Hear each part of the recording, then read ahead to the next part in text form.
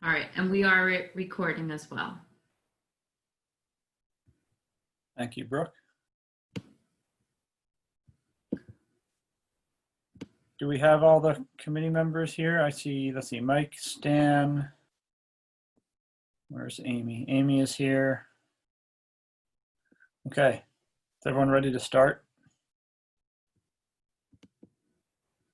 All right, I'm gonna start the meeting. It is 6 p.m. Today is Wednesday, May 13th. This is the Upper Dublin School District School Board Finance Committee meeting, and I will call the meeting to order. Do we have any announcements, Mr. Leckman? I do not have any announcements. Thank you. We have minutes from our April 15th meeting. If anybody has any corrections to the minutes, please get them to Brooke, and those will be moved forward to the legislative meeting. Let's dive right into the finance reports and recommendations, starting with the Sandy Run Middle School update. Bob, you want to kick that off?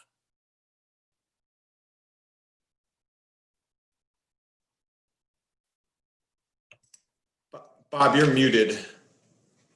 Oh, okay. We have Zach and Arif with us tonight, and they were going to go over a presentation of their reports of the status of the project.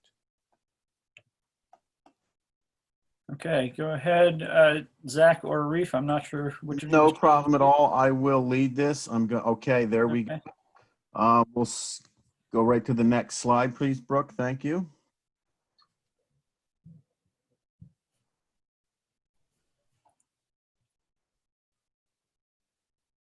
Bear with me a second. There we go. Okay, that's here we are with the phasing plan. I wanted to say the first thing, the building pad construction to be complete 3/25, that has been completed. The main building pad to be complete June 1st, that has also been completed. So we are a little bit ahead on that main building pad, which is a good thing at this point. The foundation special excavation classroom wing to be complete on 5/8, that has been completed. And below, the main building pad to complete June 24th.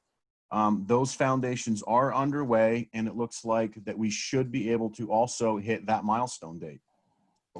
Now that everybody's back, we do have the same amount of people on site that we did on March 19th. So that's a good thing, and everybody's moving forward quite well. You can go to the next slide, please, and we'll show some pictures of what's been happening.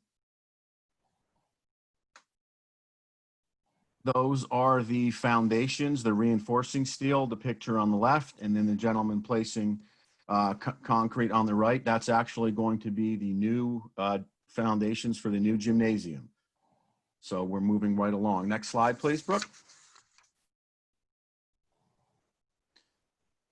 This was a big milestone date. On the left-hand side there, you can see the old existing meter pit.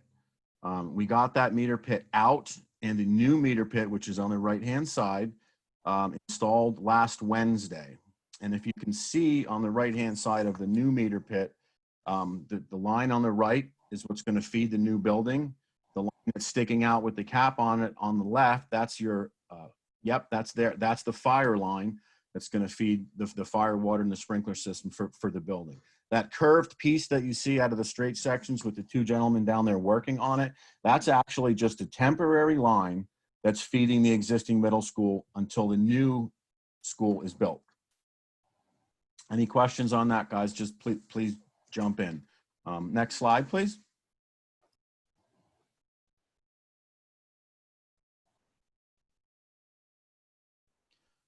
So this is showing the construction milestone dates for the site work for the most part. And you can see what we have completed there up to June 1st. So here again, we are a little bit ahead of where we need to be site-wise, which is a good thing right now. So we'll go on to the next slide, and I'll spend some time on that, because that has to do with the building.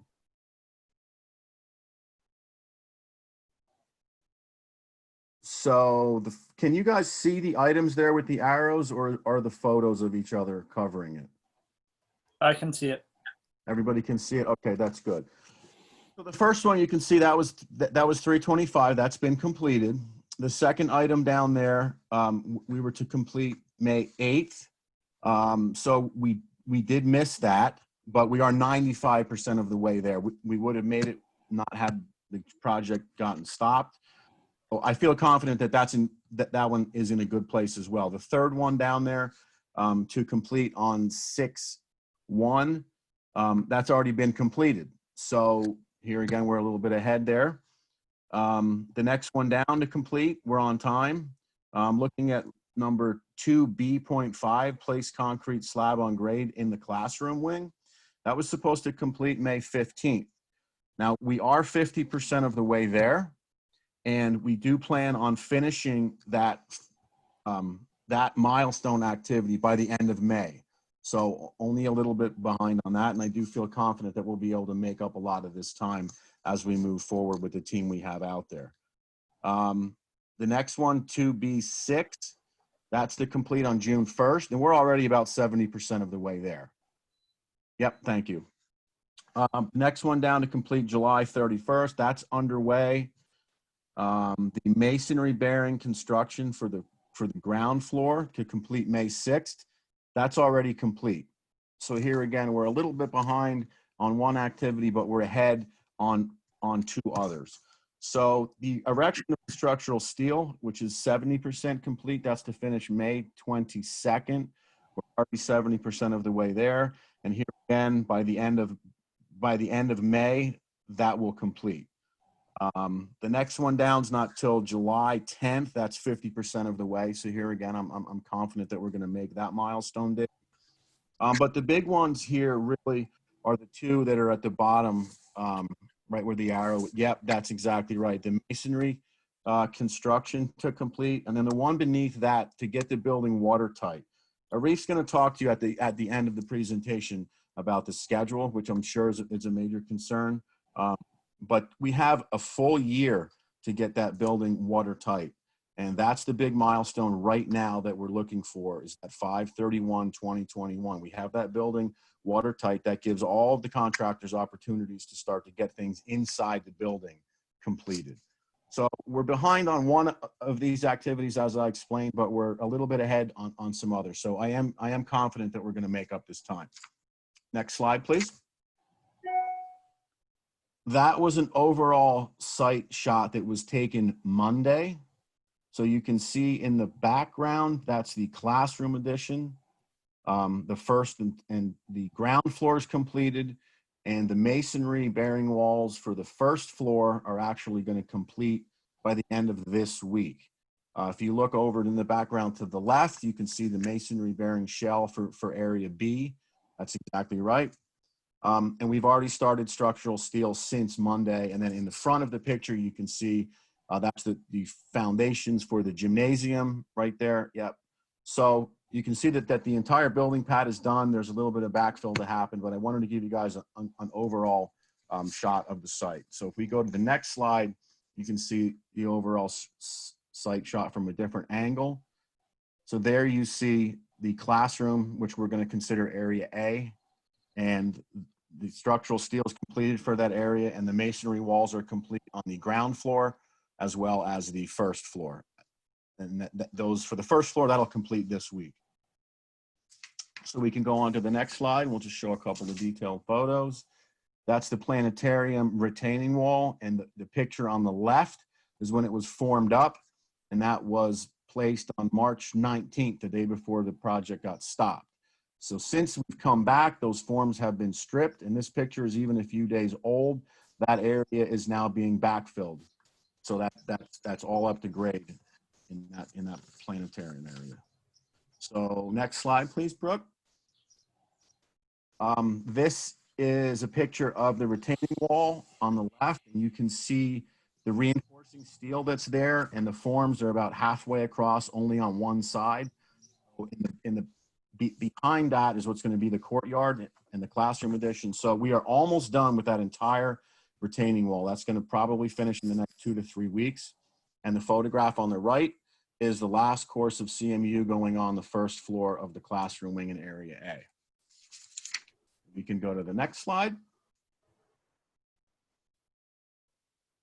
And that's just a photo there. What I did want to express is a lot of things are happening behind the scenes, coordination wise, that we can't see by being in the field. But the entire 3-story areas A and B, which is shown in that rendering, all of the building information modeling has been completed, and it's mostly completed for the entire first floor of areas C, D, and E, which is your main building areas. So we are where we need to be as far as the coordination wise. So when install of ductwork and plumbing and piping starts, all that's already been coordinated. So we're good there. A couple more photos on the next slide. I wanted to show you, this is area A, the classroom wing, and you can see the contractors on the left-hand side, they're putting down their sleeves, they're roughing through the deck. And then on the photograph on the right-hand side is the completed first floor concrete slab that's been installed.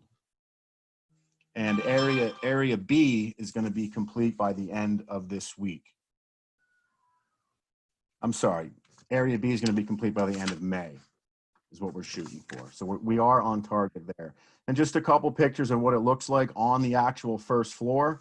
If you look at the photograph on the left, that's your main corridor. You'll have classrooms on the right. You'll have classrooms on the left. And you can see the masonry walls going up and the scaffolding being installed on the photo on the right. So those are your classrooms. Next slide, please.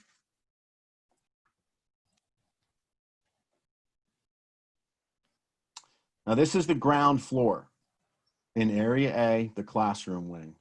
I'm not sure why that photograph isn't loading on the left-hand side, but it's the same picture on the left and the right. One is before the concrete. So first the stone goes down, then that yellow plastic gets installed. That's what we call the vapor barrier. Over top of that goes the reinforcing mesh. And then what you see in the photograph on the right-hand side is the completed concrete slab on grade for that area. And Skepton is doing a wonderful job, as they're supposed to be doing. They're what we call wet curing that concrete floor. So you see him with the hose there the day after it was poured. It's saw cut, and so they are following specifications to the T. And that area has been completed. Just one more set of photographs there. This was just taken this morning, actually. The structural steel installers, the erection team is back. On the left-hand side, you can see that's area B. A couple of the photos earlier in the presentation, there was no vertical steel there, so that's all been installed. And then on the picture on the right, you can see we're actually all those beams at the end of today, not only the upright columns, but the horizontal beams have been installed for area B of the classroom wing. And by the end of next week, we're hoping to have that completed inspection included. So we're ready for the next slide, please.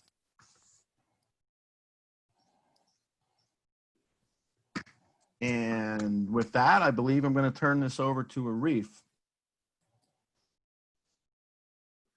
Thank you, Zach. Good evening, board members, members of the administration and public. So Zach gave you a really good overview of the tremendous progress that's been made. And I want to start off by first mentioning that, you know, obviously we had the work stoppage in March 20th, but we were back on site April 14th. Was the first day we were back on site setting up. And I think a big part of that has to be the team effort that was put forth between Andy Leckman, Bob Lester, Dr. Yanni, our team, and the contractors. And I really want to mention that because we were working with numerous school districts on the processes and best ways to get these projects back started. And unequivocally, the school district and your team here was very supportive and very cooperative. And, you know, we really came up with a lot of good ideas and mechanisms to do that. We also had help from Justin O'Donoghue to make sure we were managing the district's risk as well. And we did some pretty creative stuff to get everybody back on site. So that happened. And I think that's really why you see the tremendous progress that Zach just showed you. So I did want to bring that up. And that's going to, what we did there, I think, is really going to pay dividends, as you can see, moving forward. So a couple of things I wanted to mention. Number one, from a risk management standpoint, we are out of the ground and special excavations have been completed. And you guys all know the amount of effort we put into that and the strategies we came up with in the bid documents. And I want to recognize that that has paid off and we are mitigated one of those big risks. The annex building is down. Now we still have the main building to tear down and there's still some issues there with soil, so we can't rest yet, but a big portion of it is resolved. As Zach pointed out, the third bullet there, approximately 32 workers are on site daily in a coordinated effort and trying to keep everyone safe and working under conditions that nobody's typically had to work with before. And everybody's been doing a great job, and we think we're not missing a beat right now. So everything's really working well. The site is in stable condition. We have not had any big issues or concerns. The ENS is working well, and as you're aware, we're very close to the stream there, and we have to be very conscientious about that. So everything's working well in that regard. So that's another positive. The one bullet I want to point out here, the one under that on the right side there, the second bullet, is, you know, there are a lot of still variables and unknowns that are out there. Although we're looking really good right now, the subcontractors, suppliers, vendors, you know, manufacturers, they're having backlogs or delays. I mean, I think everybody knows that. All you have to do is look at the food stores, the supermarkets, the, you know, deliveries of FedEx, UPS, whatever it is. Everything is a little bit out of the norm. And so we are working very hard in that regard. Recently, the district has completed the color selections and approvals so that all of our submittals, we pushed really hard on that because I want to make sure all of our submittals are being put in line and procurement is unaffected or is, you know, mitigated any issues relative to procurement and delivery of materials, because that could be an issue. So the entire team again has really been helping on that, and I think that's been very helpful. Today's a beautiful day. We want more of these, so whoever on the school board's in charge of that, please make that happen, and I think that'll clearly keep us on target. When I say on target, we have to remember our on target date, Zach pointed out the 21 date to get the building watertight, May of 21, but then May of 22 is our target date to finish the building. And the reason we have that date is because we've got to transfer over from the modulars and do that and get ready over the summer. That summer of 2022 is going to be as feverish as the first summer was setting up the modulars. So that is, to me, our target date of 5/21 and then 5/22. In terms of the actual ins and outs and nuts and bolts of the schedule, you'll have to give us a little more time because even as late of our meeting this week, we're working with all the contractors to update that schedule. As you recognize, people have just come back on site barely a month, and we did lose a good 5 weeks, almost 5 weeks we lost. So we really need to look at the impact of that. But right now, we think on this project, we had enough flexibility and we got up to a great start that I think we're making up that time and we should be fine. So that's our report. Brooke, if you go to the last slide, it's simply questions, but maybe you can leave it right here and see if anybody has any questions or anything else we could add. Thank you. All right, thank you, Zach and Arif. Any questions starting with the committee for Zach or Arif? I see nobody's hand up, or from the rest of the board. Mike, go ahead. Hi, Arif. I have a question. When we're looking at the procurement of materials, are there 2 or 3 specific types of material that you see as high risk? And if so, what are the, outside of early approvals, what other mitigation opportunities do you see? For example, multiple supply sources, pulling procurement ahead, things like that. So that's a great question, and unfortunately, I don't have identified, or fortunately, we have not yet identified anything that is a concern for our project at this time. So, so we're not aware of anything. Even, you know, something like the elevator, we pushed to get the elevator submittals moving so that we didn't have an issue with getting the, you know, pit for the elevator and some of the components so that we could get them into the ground as part of the foundation. So far we haven't seen that. The good news is all of the submittals that were necessary have been approved, and with the color selection, the last few will be. So right now we don't have any targeted items, and unfortunately, when we identify them, they're going to be, if there is one, they won't be as simple as just procuring an alternative material, because I think with a public bid, lump sum, fixed price bid, it's based on a certain vendor's pricing on bid day, which is almost a year ago. And so we really have to be careful. I think right now our job is to make sure we don't have any of them. If we do, I know we'll come up with a solution, but I don't really have a specific one right now to give you. Okay, so there's nothing specific keeping you and Zach up at night in terms of a high risk material or anything like that. So, correct. Right now, no. Okay, thank you. All right, any other questions or comments from the board? So naturally, our major concerns are schedule and budget. I feel like we got a pretty thorough update on schedule, and I'm sure you'll keep us apprised if something unforeseen does pop up. Is there anything to say, or when might we have a better sense of impact on budget from the shutdown? That's a great question again, Mark.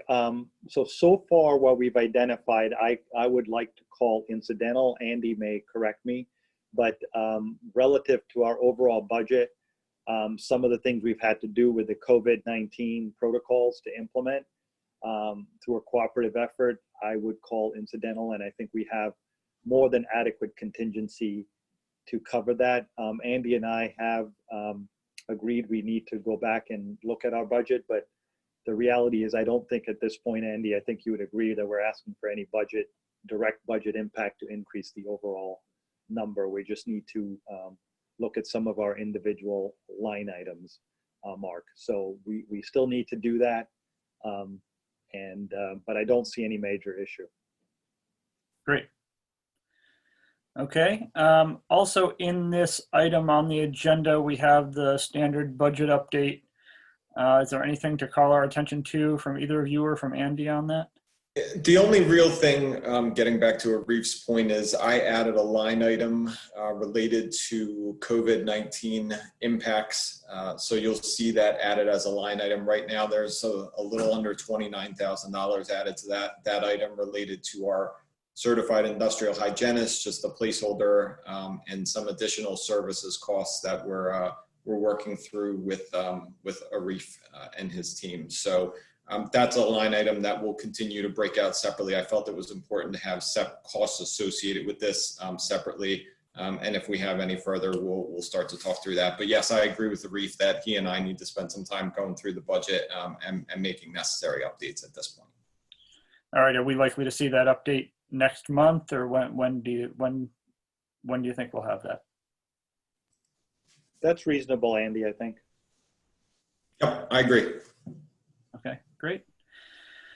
Art, you've got your hand up? Yes.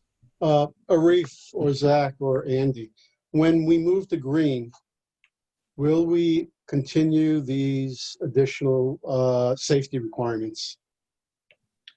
The hygienist. Yeah, so Art, that's a great question also. And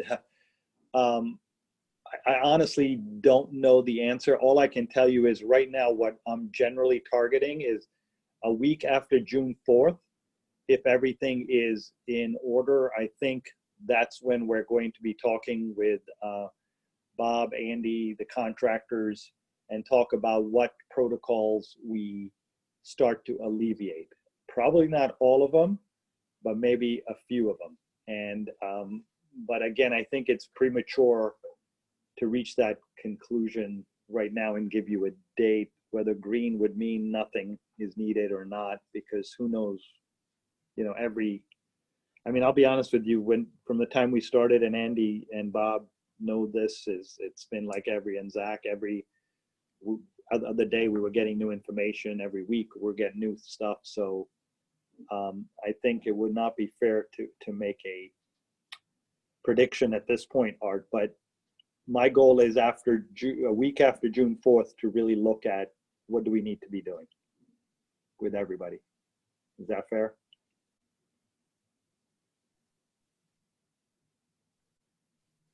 And June 4th is the stay home order date, right? Yeah. All right. Anyone else have anything for Arif or Zach? All right. Thank you very much, both of you, for the update. It's good to see all the good progress we have, and that it seems like the shutdown has not been terribly painful, at least so far, for us. So looking forward to continued progress. If you guys are obviously, as always, welcome to hang out, but we understand perfectly if you have other things you'd prefer to be doing. Thank you very much. We appreciate it. Thank All right. you. Okay, so long, Arif. Bye-bye. All right, so we've covered the Sandy Run Middle School update up to the Fort Washington roof repair change order. Bob. Yes, change order number 1 for the Fort Washington roof repair. That's really a closeout change order. We're seeing a credit. We're coming in a little under budget on that. The original budget for this project was $152,400. Built into that was a $24,000 allowance for perimeter roof repairs. It was a condition that they weren't going to know till it was cut open how much repair was going to be needed, how bad the fix was going to be. So we did have money in the job for that. So this change order, we had $24,000 to work with. This change order is for $17,674.74. Included in that is the perimeter repair and also a $3,700 credit for materials.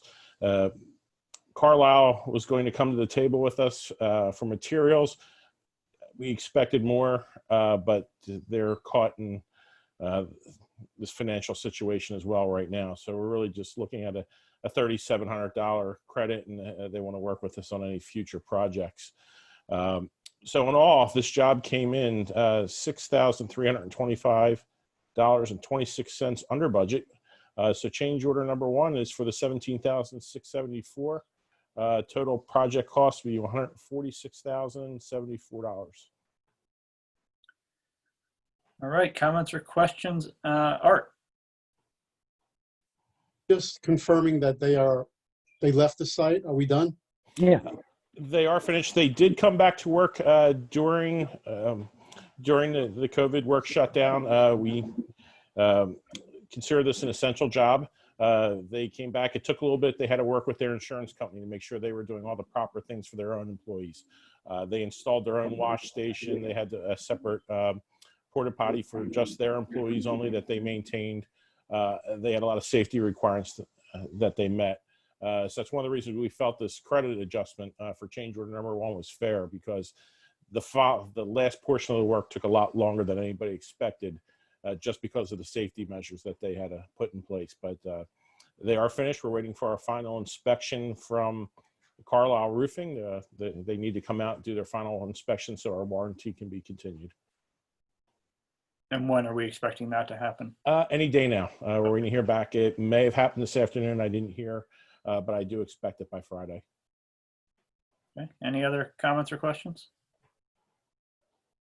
All right. Any members of the committee opposed to moving this forward? All right. So we'll move that forward to the legislative meeting. Thanks, Bob. Next up is E-rate application services agreement. Is that Andy? So Brooke, can you please bring Phil in? Phil's going to cover the next 3 items.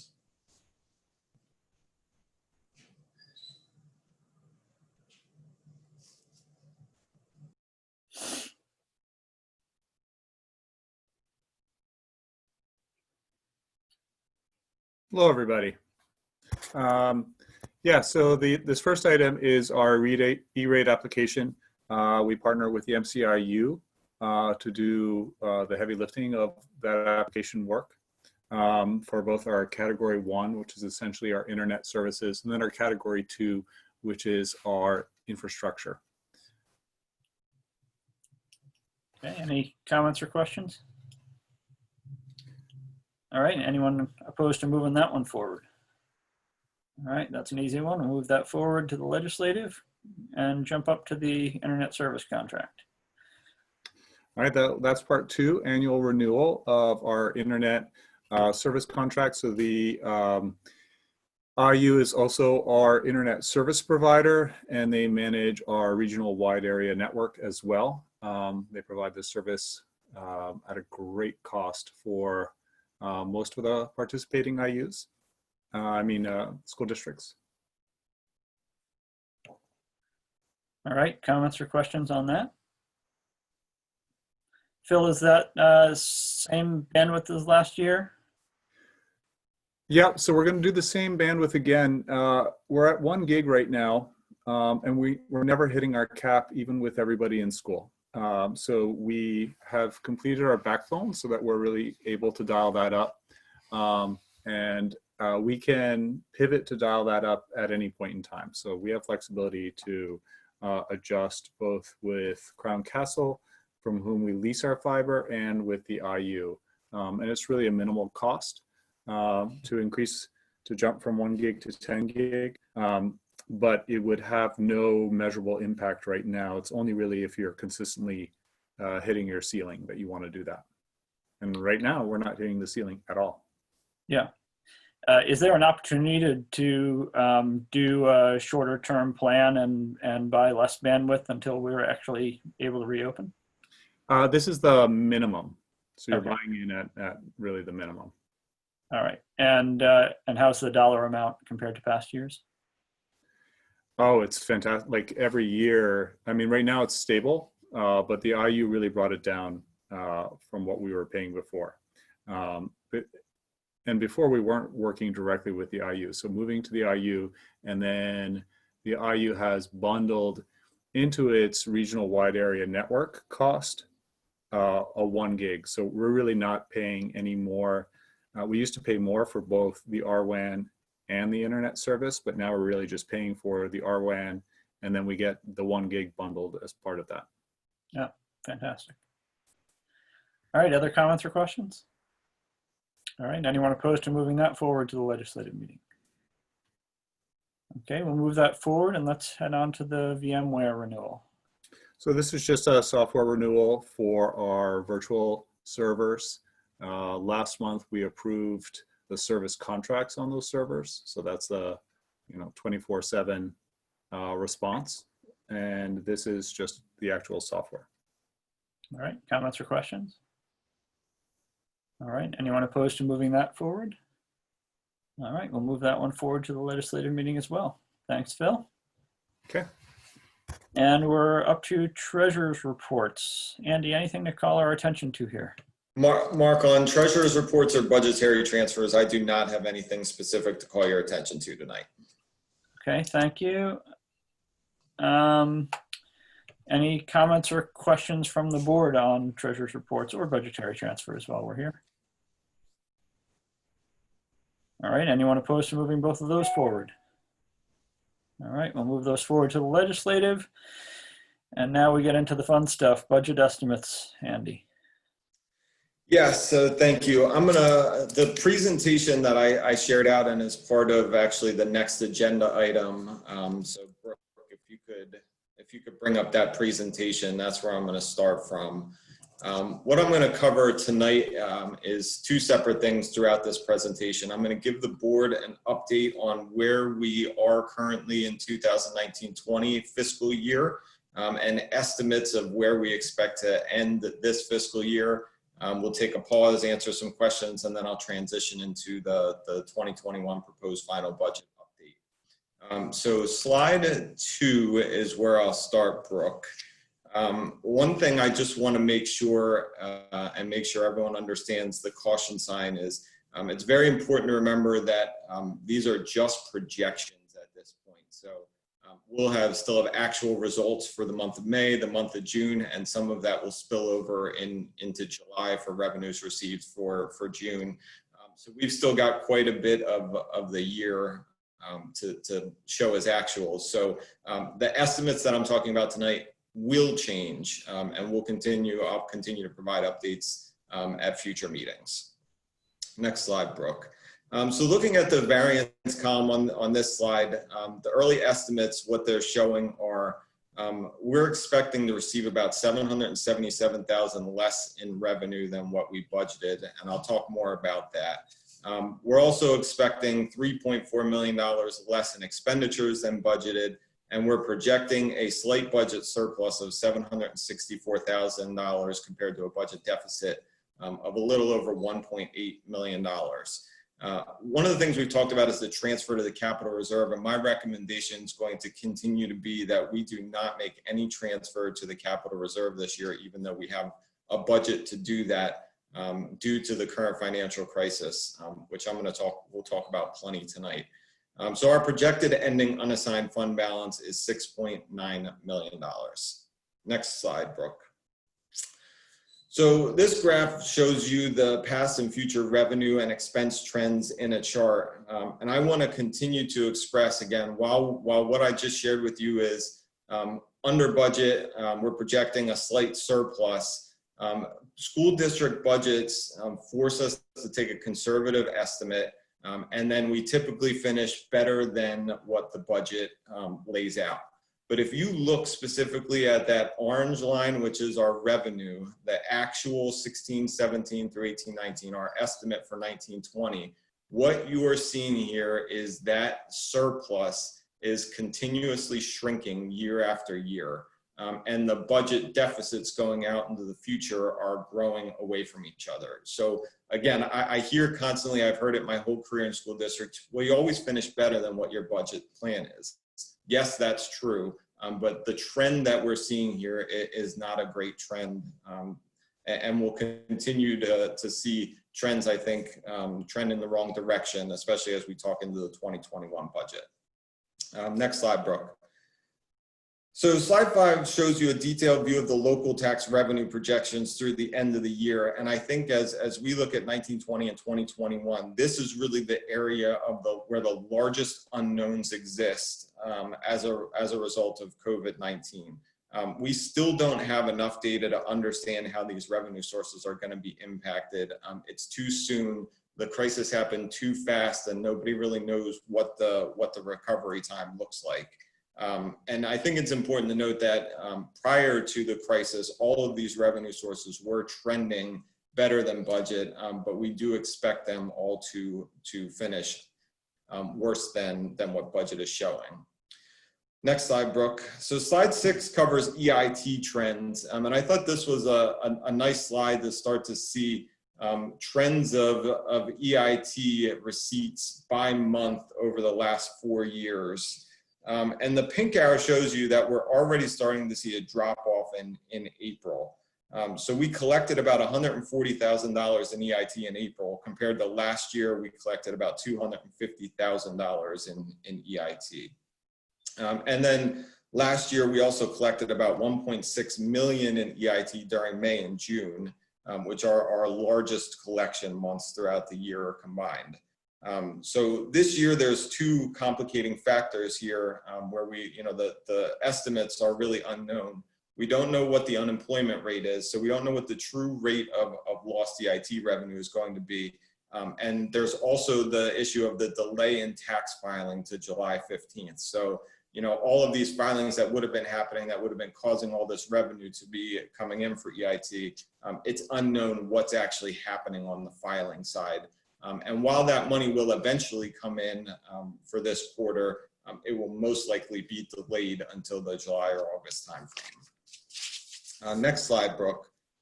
So the other area of impact we believe will be transfer tax. And transfer tax, again, is generated off of the sale of real estate. And what I tried to show you here was just that April, again, we see a slight drop off. But February and March were actually very strong for us. And I think that's good news, but we can't really count on that. I mean, it's strong because we saw 2 large properties sell in February, and we saw another large property sell in March, which I noticed here. So again, good for us this year, but we do expect that to continue to drop off as the real estate market slows down. Next slide, Brooke. So the next slide shows expenditure projections just at its highest level. So we're projecting to end the year about $4.8 million under budget. But again, almost $1.5 million of that is due to the delay in the capital reserve transfer, if at all. So, you know, the remainder of that is about $2.1 million that is going to be under, or $3.8 million, which will be under budget. Brooke, slide 9 shows a little more of the details. So this slide shows the detail behind the remaining $3.3 million in budget savings. I have noted on the slide where COVID-19 shutdown has generated savings, because in some cases, I think it's fair to say that it has. But there's very little savings have resulted from the shutdown, especially in salaries and benefits. So we talked about Act 13 at the last meeting. The state legislature passed Act 13, which mandated that all school districts continue to provide no more, no less compensation to all school district employees. So we're continuing to pay employees, but on the overtime side, as an example, we don't have overtime now for use of our facilities or additional transportation items that may have been happening, like field trips and things like that. So there's definitely some savings from the budget side. On salaries, I also note that every year there appears to be a savings in the professional line item due to personnel leaves and turnovers. So just to cover that for a second and give an example, we know what our staffing is going to be on any given year. And what we budget for is the full contract amount for all staff that have a contracted position for that year. What inevitably happens year after year, but can't be planned for, is you have a teacher A goes out on, let's say, maternity leave as an example. Teacher A is at the top of the scale making $100,000 and then goes out on an unpaid maternity leave. Well, we bring in a long-term sub to fill that position, and let's just say that comes in at $50,000. You have just on the salary side a $50,000 savings plus payroll taxes that go along with that. So every year, due to those types of leaves, which we have on a regular basis, we have savings, but it's not safe or prudent, in my opinion, to budget any planned leaves that we don't know about. I mean, that's totally outside of our control. So every year that does generate a bit of savings. On the benefit side, the big savings item there is workers' compensation. So we participate in a consortium of school districts with a company called SDIC. And SDIC is a company that is in a very strong financial position and has been giving rebates on an annual basis. And I think the past plan was to budget sort of at what our costs would be without the rebates. We feel very confident that SDIC is in no risk of losing those rebates for the next 3 years. So we actually have that built in, that lower rate built in for next year. The rates are already set for next year. There's no risk, but that's actually built into our long range forecast as well. So we've started the budget at more realistic actual numbers in many cases. So that reduction is in our budget for next year. And then just in general, COVID-19, we're seeing COVID-19 and our needs-based purchasing really being mindful about what we're purchasing, why we're purchasing it. You know, we do have savings in areas of sub-services. Right now, we don't need substitutes for our teachers in the model that we're using to teach kids. Building repairs, general supplies, utilities, capital equipment, all these things, we're being smarter about what we're buying, and we just don't need as much of it right now. So there's some savings there. So that's just a quick update on where we are in 2019-20. So I'll just stop there and see if there's any questions on that before we move into the 2021 budget. All right, comments or questions on the current year budget? Nobody? Okay, let's move on to next year, Andy. Okay, so the other big piece of what I need to cover tonight is give you an update and talk to you about the proposed final budget for the 2020-2021 year. I'm going to walk through the presentation and cover the highlights. There's a lot of information in this presentation, so I want to suggest breaking it down into 2 sections and stopping on each. So I'm going to cover a recap and talk about revenue and then stop for questions, and then I'll cover expenditures and some comparisons that I have in and open it up for questions there. I also want to note that I won't be going through it tonight, but I suggest everyone take some time and read it if they haven't already. There's a whole narrative document that I've included in the agenda that includes a wealth of information about our budget and our financial situation. So it's there, take it. If there's any questions, I'll certainly address those, but I do not plan to walk through that document tonight. I just want to cover the presentation. So slide 1 is just a caution that I want to give everyone. I'm sure I don't have to tell everyone, but we're in unprecedented times as a result of COVID-19. And the annual budget process, if there's anyone new listening tonight, is a 9 to 10 month process that requires detailed planning, collaboration, communication, and it begins to take its final form around April as we begin to plan the final budget. As we were in the final steps of the process, we faced the most rapid negative economic impact that has ever been seen before. Known factors, past trends, they're no longer applicable in our current reality, and major local revenue sources are projected to be hit the hardest. I heard an interesting quote today. If anyone reviews the PSBA, Nathan Maines does some interviews on a daily basis. He had Dr. Wayne McCullough from PASBO on today, and Dr. McCullough said, "Don't outrun yourself." He said, "Take your time, look at it in the short term right now, and then go from there." So long-term forecasts, while they're important, and I continue to feel they're important for us to understand them, they're extremely unreliable right now for a wealth of reasons that we'll talk about. And he suggested being conservative in your estimates because there's so many unknowns at this point.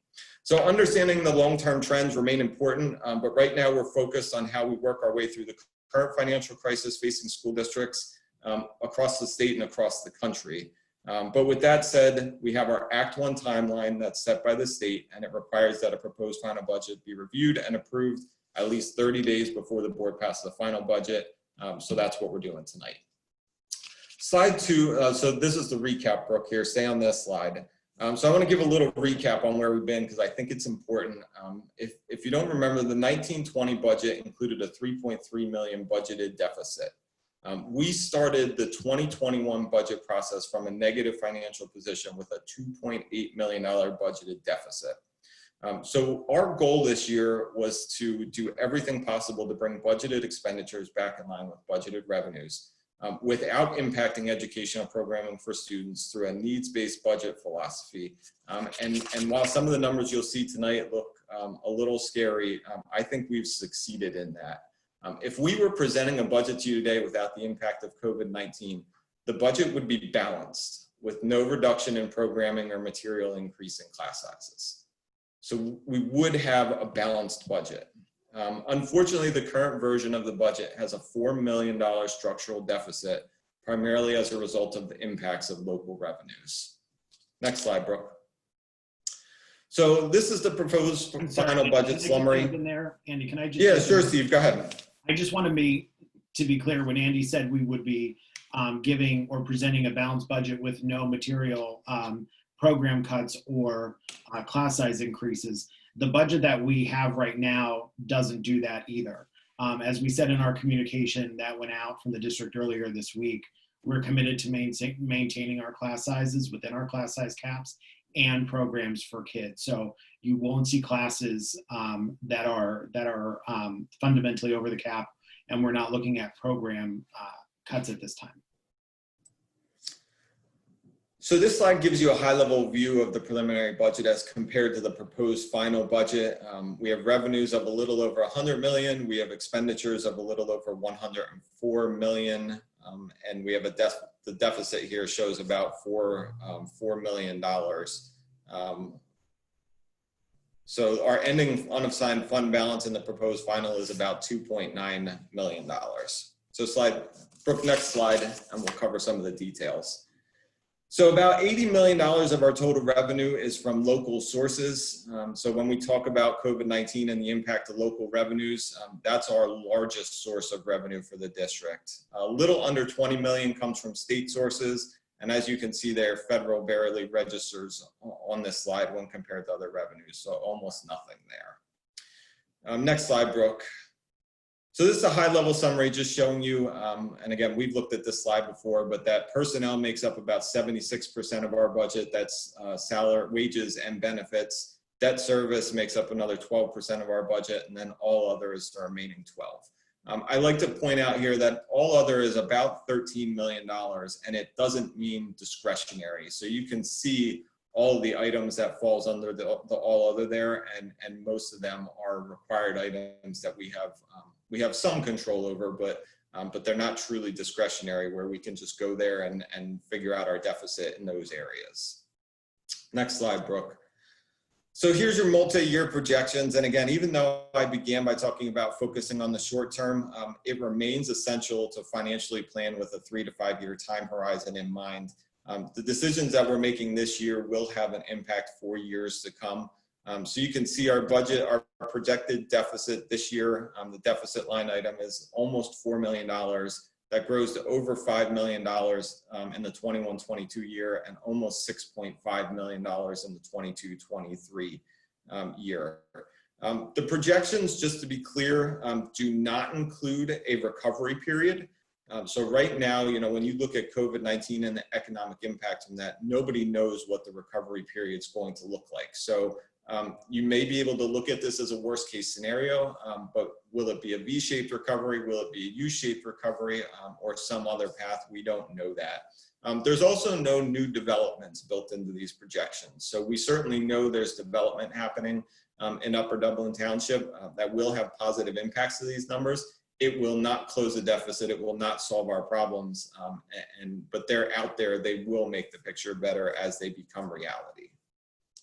The other important to note there, a school district cannot legally pass a budget with a negative ending fund balance. So when you look at the 2021 projection, that can't be how we approve a budget next year. That has to be at least zero and balanced.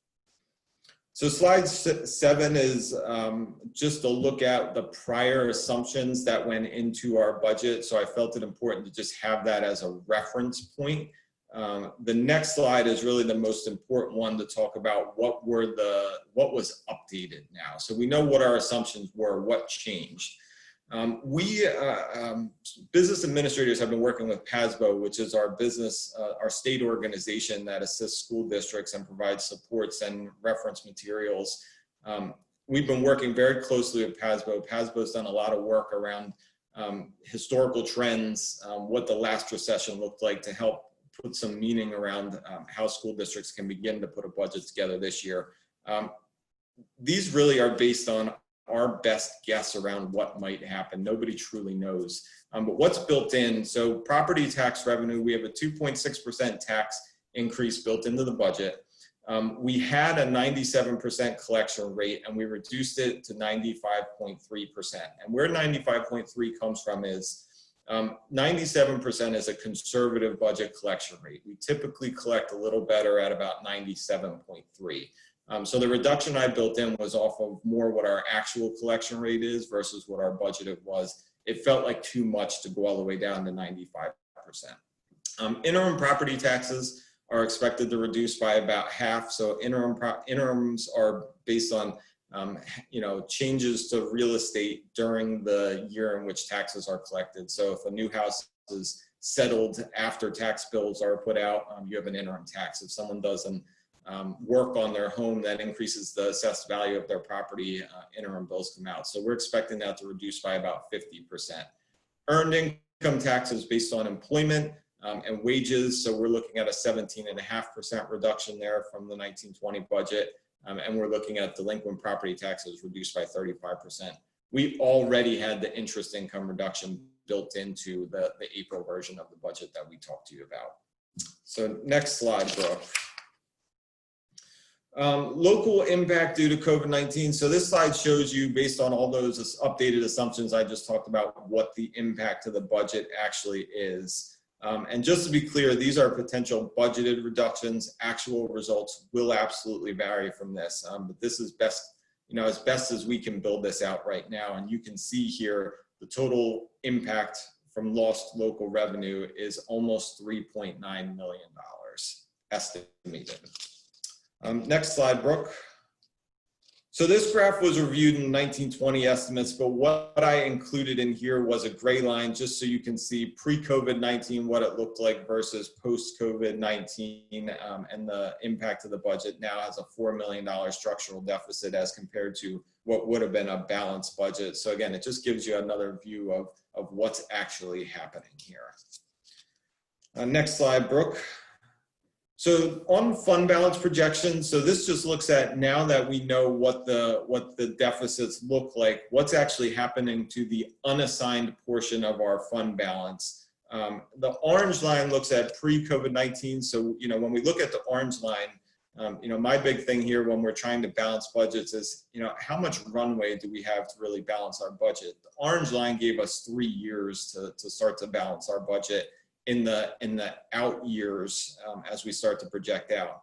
The blue line's really showing a negative fund balance as soon as the 2021 budget year that we need to figure out. So it's just important for us to have that sense of where we're at as far as fund balance. Next slide, Brooke. Now again, this is unassigned fund balance. We also have other areas of our budget that we have sources of funds available. I call them options of last resort. So due to the severity of the financial projections, it's important to know that I don't believe that our district is on an immediate path to running out of money. I just want to make sure that's clear for the board and anyone listening. I think the district has done an outstanding job of setting money aside for specific purposes, which does create the potential for needed flexibility only if needed, last resort. So where do those funds exist? We have committed fund balance that the board has set funds aside for healthcare stabilization and property tax assessment appeals totaling around $3.6 million. Again, the board has committed those funds, set them aside for only those purposes. And in order to access those funds for something different, the board would need to take action to uncommit. So I'm not suggesting to do that, but it's an option of last resort if needed. The district has also done a really good job of setting funds aside in other funds, like a capital reserve fund. We have a little over $6 million there. But again, it's important to know that capital reserve fund is there to keep and maintain our facilities across the district in good repair. So we have about $250 million worth of building and equipment assets to maintain. And this is a funding source that allows us to be able to access that. A capital reserve fund could be used to make debt service payments, but only as a last resort. The debt service fund is also there. We have about $4.5 million in a debt service fund, which again, seems like a lot of money, but the debt service fund is there to repay debt service in the future. But right now that only is about 35% of our 2021 estimated debt service payments. So it's there, it's an option, but it's a funding of last resort. That funding is also important as we look to finish Sandy Run Middle School. We need to go out and do 2 more issues of debt. We need to have a credit rating to do that. And those funds help keep our credit rating unchanged. If our credit rating would start to decline as a result of the financial situation, we would pay higher interest rates, which would further exacerbate the issue that we're trying to resolve here. Next slide, Brooke. So the next slide, these are the same slides. The next 2 slides are the same slides that I shared in April. So I'm not going to spend a lot of time walking back through these. The only other thing I wanted to mention here is we talked about having a 2.6% tax increase in the budget. That means based on the median assessed value home in the district, assessed value $197,000, this is an annual increase of about $188. So each 1% increase is an annual increase of about $79. Next slide, Brooke. And three more slides after this, and then we'll take a break.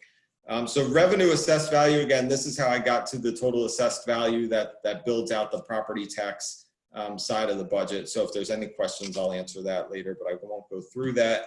Slide 15, the next slide, is a state budget impact. So I think it's important to talk about this quickly. The state budget is just as uncertain as school district budgets are. So the state's currently discussing, last I heard, a half-year budget, which would make our job of passing an annual budget that much more difficult. I'm not even really sure what a half-year budget looks like, but it doesn't help us figure out what our revenue sources from the state could be or will be on an annual basis next year. My approach here was just to assume a flat amount to the 1920 projections, and then go from there as we get more information from the state. On the legislative side of the table, though, I want to point out that the state has been kicking around things like mandating that all school districts freeze property taxes in 1920. And if you think about it, that would have, while I understand, the financial crisis is not just for school districts, that would mean another $2 million of lost revenue for the school district if property taxes were frozen at 1920 rates, raising our already $4 million deficit to about $6 million. There's also tax collection mandates that are being discussed by the state legislature, like an extension of the discount period or an elimination of the penalty period, which could be put into place. So if we generate about $55,000 due to property tax payments that are paid in the penalty period, so that would be lost revenue. But those are areas where we could some relief could be provided to taxpayers. The CARES funding is also something just to note. So the state applied and actually just today was approved to receive federal funding, which will help states and school districts across the country. The flow of funds will go to the state and then to school districts. All school districts will apply for this. What we don't know yet is what that actual funding will look like.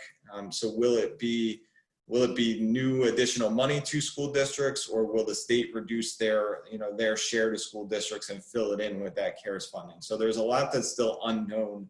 There is no funding built into the budget right now for the CARES funding, and if we learn more information about that, we'll certainly build that into the final budget documents. And then the last slide I want to cover before I stop, and again, this is the same slide from last time, but it's just an update of our state and federal revenue assumptions, and they're unchanged from April. So why don't I stop there, take a breath, and see if anyone has any questions on the revenue side of the proposed final budget. All right, Amy, I see your hand is up. Go ahead. Thanks, Andy. This isn't so much about the information as much as it is, it might be useful to members of the community and even to the board on where some of the data is coming from in terms of how regularly you're meeting with colleagues across the state, hearing from the state, hearing from the legislators, because you've emphasized it a number of times, the uncertainty, and I just think it might be helpful to make folks aware of why things are changing so much constantly and where some of the information is coming from. Well, so we're getting regular updates, like I said, from PASBO. So PASBO is a regular source of information. There's information that PASBO puts out on a daily basis to keep us updated on what's going on and if there's new information available to us.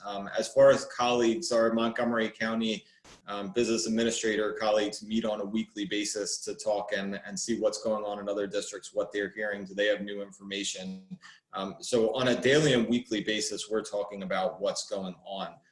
The revenue trends, I mean, really, it's truly working with PASBO and other colleagues is, what are we hearing? What's the best information available? And right now, it's little to no information that's available other than going all the way back to 2008 and seeing what the last recession looked like. And But again, with that said, nobody knows how this crisis, how it compares to the last recession that occurred. So I think that's why we're just talking on a regular, daily, weekly basis to understand what new information is out there. And PASBO for the audience is stands. The Pennsylvania Association of School Business Officials. So it's a statewide organization that supports school districts specifically from a business and operations standpoint. Stan? Yes, Andy, do you see any revenue impact, either positive or negative, with residents working from home where they would have either worked in Center City or another state or another township? Yeah, I mean, I don't think we know the answer to that yet, Stan. Again, we do receive some EIT funds back from Philadelphia. Philadelphia gets to keep all that EIT up front, and then there's a Sterling Act process where we do get some of that revenue back at the end of the year that we submit. But no, that's one of the areas that nobody really knows. Nobody knows the impact yet as a result of people working from home. Okay, Titia. Andy, just to clarify, if payments are made on income tax or otherwise after July 1st, does that still go to the budget, to the revenue for this year, or does it automatically go then?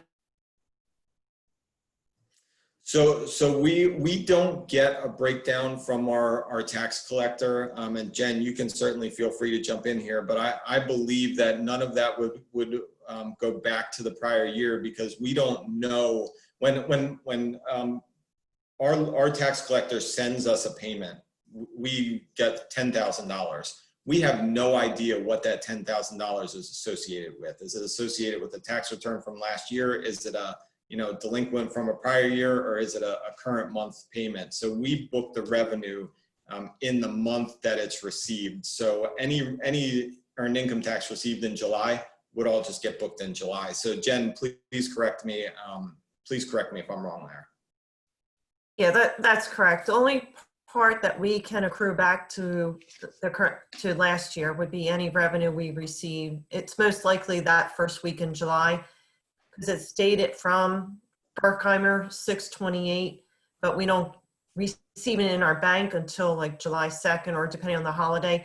That's the only piece that can be accrued back to the previous year. Everything else after that point would be current year revenue posted to 2021. Darlene, you've got your hand up?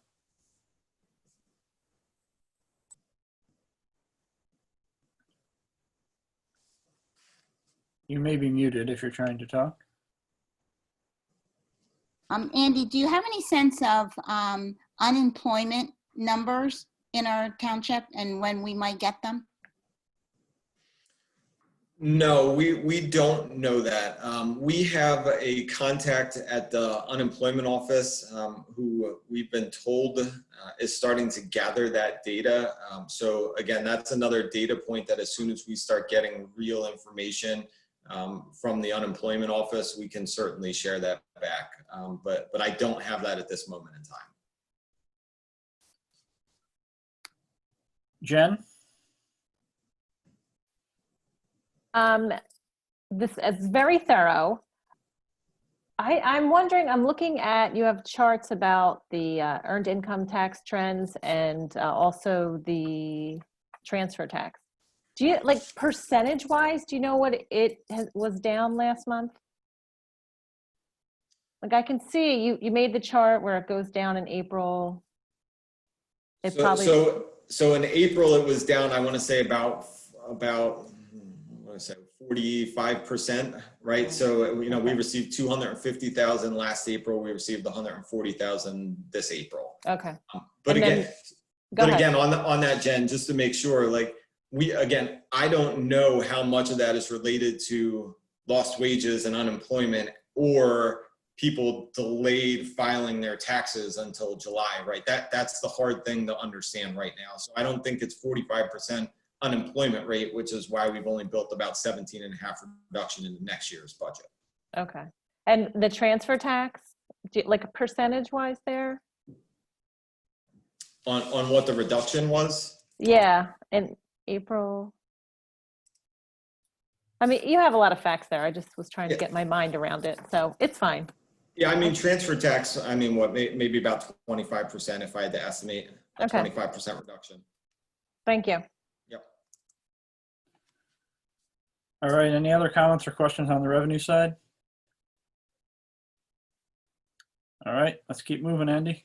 All right, Brooke, next slide. So on the expenditure side, this first slide compares the expenditure changes to the 1920 budget. And again, these are very similar formats to what you saw last month when we talked about this in April. Overall, the total expenditure budget has decreased by about $694,000 as compared to the 2019-20 budget. The only real major material changes on the expenditure side that we've made from April is by putting in or building in the full impact of all retirements and resignations.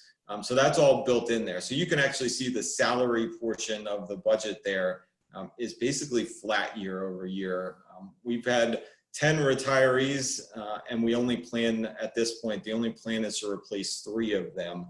So that's where we're generating about $1.4 million in total compensation savings from that reduction.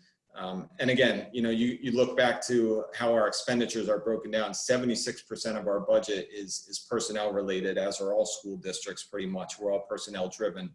So that's, you know, that's where a large portion of the savings can come from things like retirements and right sizing the district. As you scroll down here, we talked about that. Brooke, actually, next slide.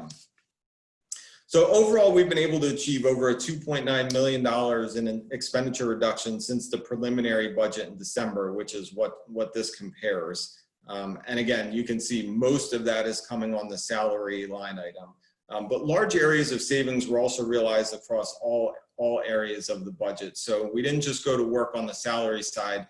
All buildings and departments went to work in their respective budgets. And we've realized areas, all those areas noted there in items of note where we can have real savings there. But I think our principals and department directors need to be commended. They've done a really nice job this year in kind of working through their budget and scaling it down to truly what's needed. Next slide, Brooke. So this just gives you a sense of building and departments, where they were in the 1920 budget versus where they are in the 2021 budget. So again, there's no major changes here from the April portion of the budget that we talked about. The items of note give you all of the significant areas of change that happened from the 1920 budget to the 2021. So again, I don't intend to walk through all those items, but at the end, if there's any questions about them, I'd be happy to answer them. Again, the fund transfers, I think it's important to note that, you know, we have nothing budgeted for the 2021 year in fund transfers. So again, I just didn't feel like it was prudent to try and build in a transfer when, you know, we're looking at not transferring anything this year. But that is an area of longer term concern as we work through our short term issues of how do we continue to fund needed upgrades to our district facilities, upgrades and regular maintenance to our district facilities. Next slide, Brooke. All right, so budgetary reserve, no changes have been made to this either. So again, we talked about last time the budgetary reserve really specifically identifying what makes up our budgetary reserve instead of just having a flat number in there that we don't know what it means. These are the real numbers that we're holding aside for placeholders. I think the biggest area of risk that we're really looking at is what the risk is with charter schools and everything going on with COVID-19. And could there be more students? Again, Act 13 held tuition and billing the same, you know, but are more kids moving to charter schools or cyber charter schools? We don't know that, and we're all working through that. That's an area that my colleagues across the state and locally are talking about and figuring out what that might look like next year. All right, next slide, Brooke. So we have $507,000 sitting in a budgetary reserve. And again, I point that out. You know, it was meaningful last time when we were only looking at a $1 million budget deficit when we looked at this in April. But if we don't spend those items, if they don't materialize, that's an area where we will be $500,000 under budget. But it is important to set money aside there for true unknowns. So the next couple slides that I want to cover include some comparative data between Upper Dublin School District and other local school districts. We've been asked about this a couple of times, and I do think it's important to start sharing some of this information as we gather data. So the next couple slides, the source is from Forecast 5, which is a software provider that pulls in school district data from annual financial reports and other key data sources across the state. And this slide that we're looking at here looks at how the school district of Upper Dublin, how our millage rate compares to other local school districts. And I have a note there when you look at ours. So our millage right now is about 34.42 mils.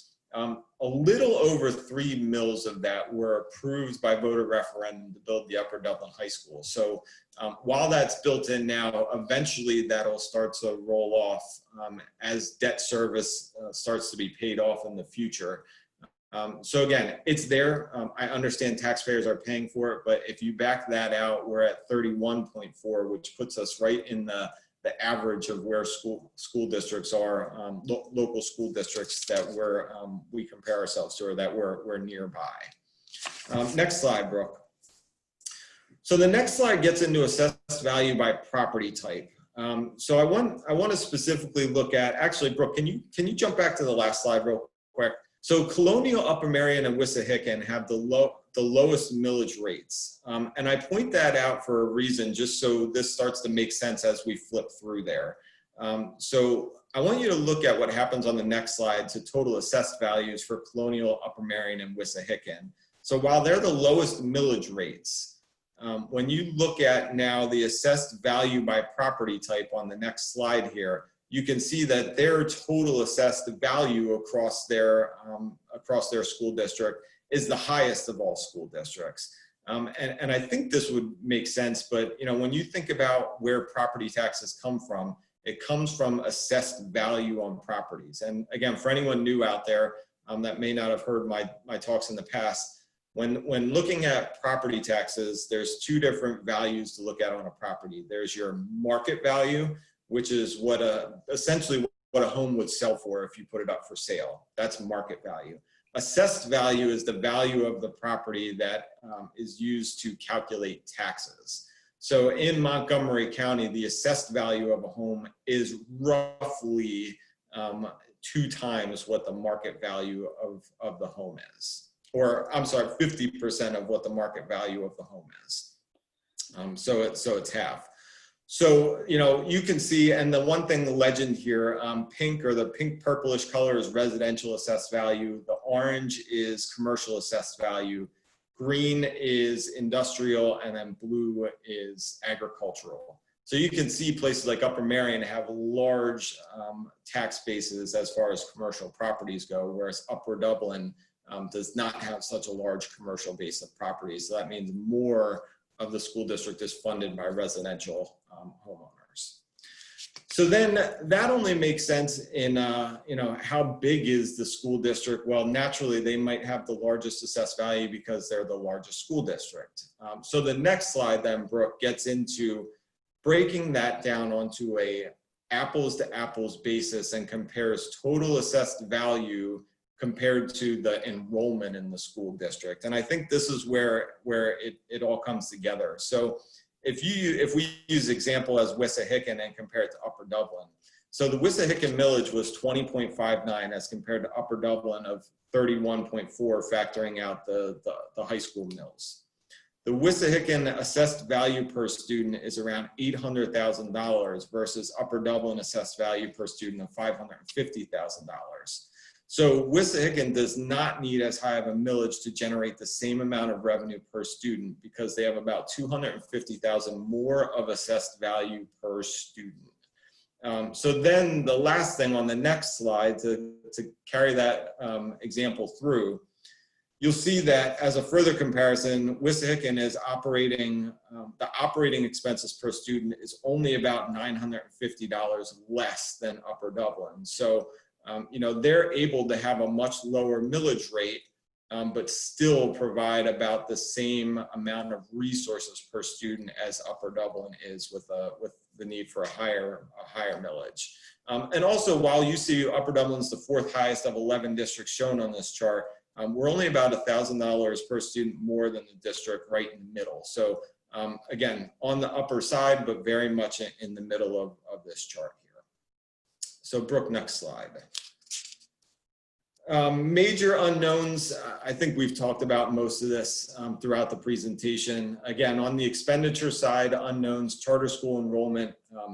We have no idea what assessment appeals might look like and how that, you know, how assessment appeals that are open for properties, we have about 11 that are open for multiple years. So any assessment appeal where a property owner has a reduced assessment before the current year that we're in actually gets booked as an expenditure.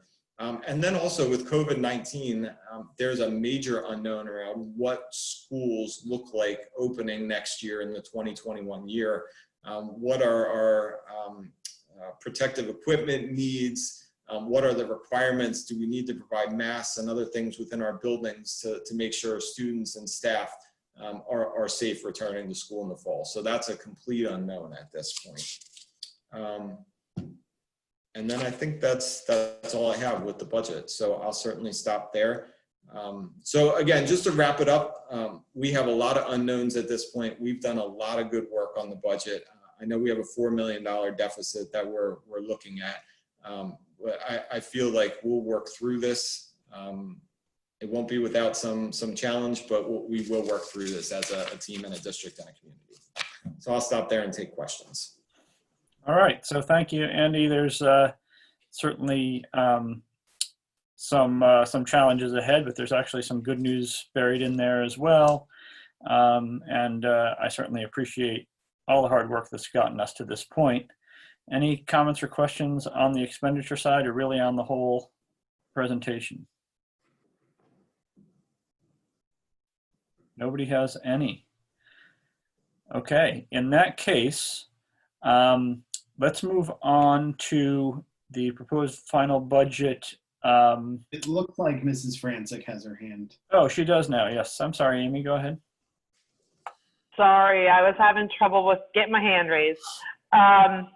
I think it was just important. I have to jump off this call to get onto another, but I just really did not want to pass up an opportunity to thank Andy, Jen Baltasano, Steve, the team that contributed to this presentation. This is really, I feel like, what has been brewing and being asked for the years since I've been on the board.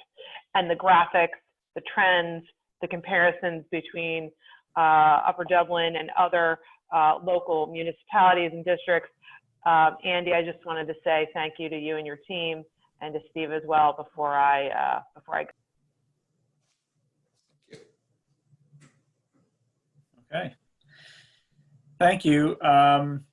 So the next item on the agenda is the draft resolution. Actually, there are other documents. You mentioned the budget narrative document in the agenda, Andy. Is there anything you want to say before I move on about that? Just certainly encourage everyone to read it. No, yes, definitely read that. The only thing I would say, Mark, on the proposed final budget is the next agenda item are the draft resolutions for the June meeting. So I think we need to, just like you do for all other items, make sure the board's comfortable moving this version of the proposed budget forward to approval at the legislative meeting next week. Right. Okay. Thank you. I didn't realize. I thought those were the May ones, not the June ones. Okay. So, right. So I'm going to recommend that we move this forward, the budget forward as it is, to the legislative meeting. Normally at the May meeting, this is the time when we ask board members to weigh in on where they would like, or what their current thinking is on the final tax increase number. there's two separate questions here. One is, do we move the budget forward with a 2.6% increase?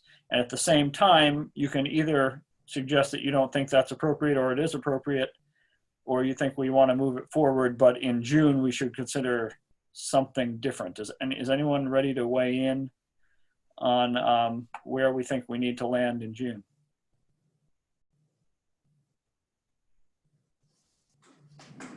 Nobody wants to go first.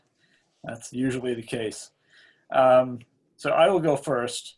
I have said in the past that keeping with current trends and looking at where we've been and where our neighbors have been, my starting point for this year's budget or this year's tax increase would be 90% of the actual index, which would be 2.34%. Given the COVID-19 impact, I'm no longer there.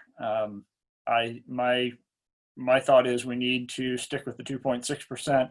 The unknowns are too great. We don't know what's going to happen with the state. If I'm wrong, we have the opportunity to shrink it in the future. But if we shrink it now and I'm wrong, then we don't have the opportunity to go back up. So I think it's prudent to be safe. And so I'm currently recommending both for the proposed final and the final, unless something happens in the next month, that we land at 2.6. Darlene, I saw your hand go up first. Yes, I am feeling that we need to go with the 2.6 because of all the unknowns. I think there's still obviously work that needs to be done on this budget, but I think we need to allow everyone the opportunity to go to 2.6 if indeed it's necessary. Just too many unknowns for us to go lower, even though at the beginning of this budget season, I was hoping to go lower, but I would support moving this forward and keeping it at 2.6 at this time. All right, thanks, Darlene. Mike? I support staying at 2.6 and revisiting in June. I hope that the revenue trend, especially on the earned income, is a blip in April, and that we see a stronger recovery in May. But I concur with 2.6. All right, thanks, Mike. Jeff? Yeah, I also concur on the 2.6. The level of uncertainty in the world right now is just too high. I think for us to do otherwise at this point.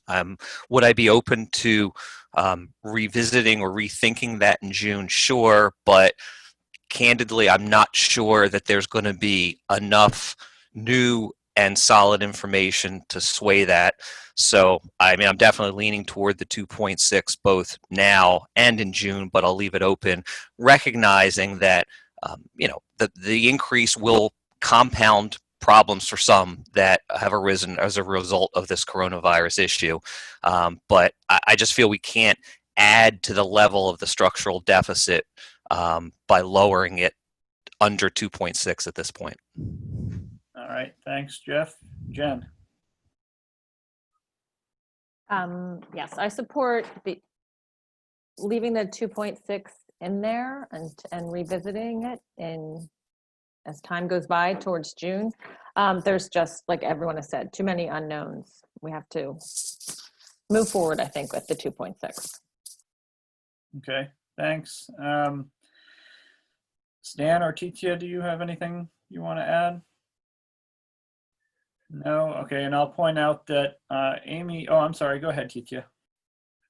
Yeah, I think at this point it's prudent to stick to the 2.6. I would prefer we don't have to, but I think the reality at this point doesn't allow us a lot of room, and I'm hoping that the May numbers will look a little more favorable than we currently fear.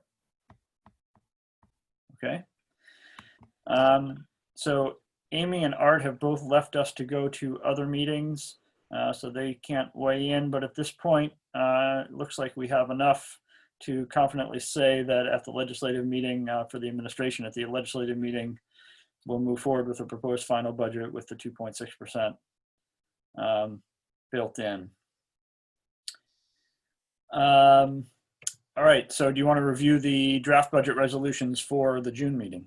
Yep, I just want to go through them quickly. So as I stated, when the final budget is approved in June, it requires the approval of these three resolutions. The drafts are attached for your review to become familiar with and to ask questions if you have any. So the final budget adoption resolution here, it just lays out basically the millage rate and increase of 2.6% and confirms the EIT and transfer tax rates.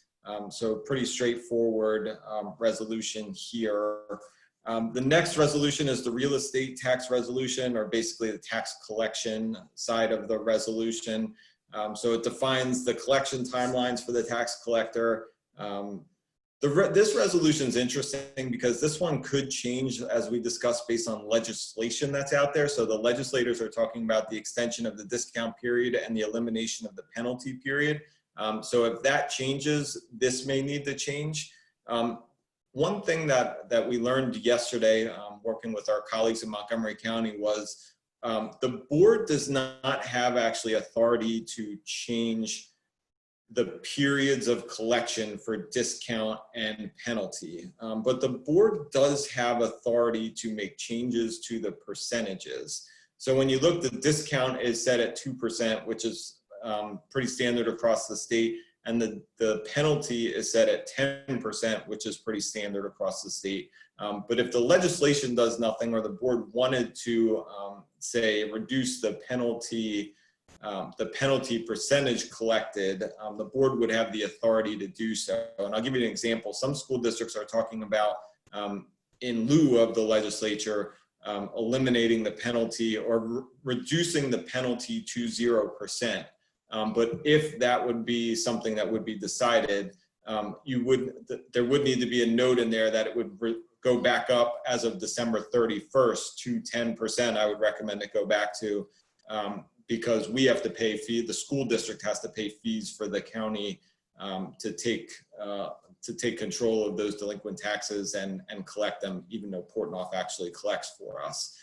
So that is an option that the board does have available as part of this process to do that. And then the last resolution is the farmstead resolution. This is the gaming monies that the state has that reduces property taxes. So we actually received slightly less than we did last year. And there's a couple more properties that are approved as homesteads in Upper Dublin Township. So last year, the reduction was almost $354. This year, it's $351.88 per eligible property. So I'll stop there and see if there's any questions. Okay, thank you. The discretion that we have regarding the late penalty percentage or discount period penalty, discount period percentage discount, am I correct in remembering that there is a limit to how high we can go, but not how low we can go? Or do we have complete discretion over that? That was not actually talked about, so I can certainly find that out. But I know there's no limit to how low you can go on the penalty, so it could be 0. I don't know if there's a cap on max. Okay. Any comments or questions about that item? Teacher, go ahead. Yeah, the timeline on that decision over the late fees and all that, what is that timeline? Yeah, I mean, if you ask our tax collector, it was yesterday. But I don't think anyone's really in a position to make that decision. I mean, I would say the timeline is with the June board meeting and the passing of these resolutions. We have to have a clear understanding of where the board stands and what they want these resolutions to say at the June 22nd board meeting. And this past year, we collected about 50,000, if I remember correctly, on late fees. That's correct. Okay. Jeff, go ahead. Thanks, Mark. Andy, if we reduced that to 0%, effectively that just extends the deadline for payment of taxes. Would that have an impact in terms of cash flow at all? I mean, you get the drift of my question? Yeah, I absolutely understand your question. It's a great question. I would probably say the answer on the penalty side is no. I think the bigger impact would be on the discount period side, because so much of the revenue comes in at the discount period. If the legislature pushed that back to the end of September, as an example, and we didn't get, a large portion of that till the end of September, that there's potential for that to create issues. But I don't think on the penalty side, we'd have cash flow issues. If you were concerned about that, you can always hedge by making it, 1% or something, just to give some little incentive to not waiting till the last minute. But because I agree that effectively just changes the last minute to make it 0. So Mark, if I can jump in real quick, our tax collector must be listening in. He just sent me a text that said, by law, penalty cannot be more than 10%, and discount must be a minimum of 2%. Thank you, Mike Klein. Yep. Yeah, he is listening in. Thanks, Mike. Do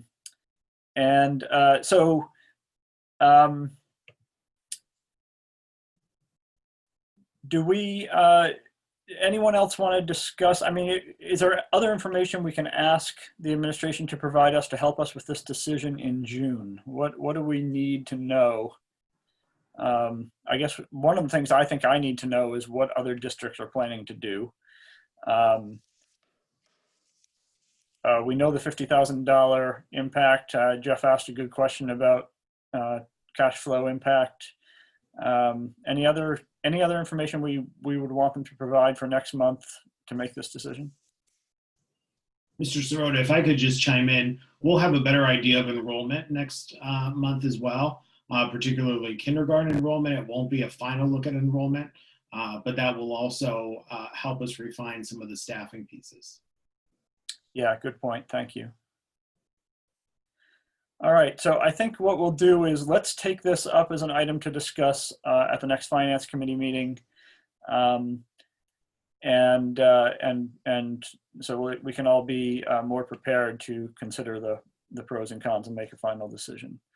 And Mr. Sirota, if I might, I'll say one more thing. This decision may be made for the board if the state passes legislation around this. So we'll certainly know more. Yeah, we should hopefully know more by June.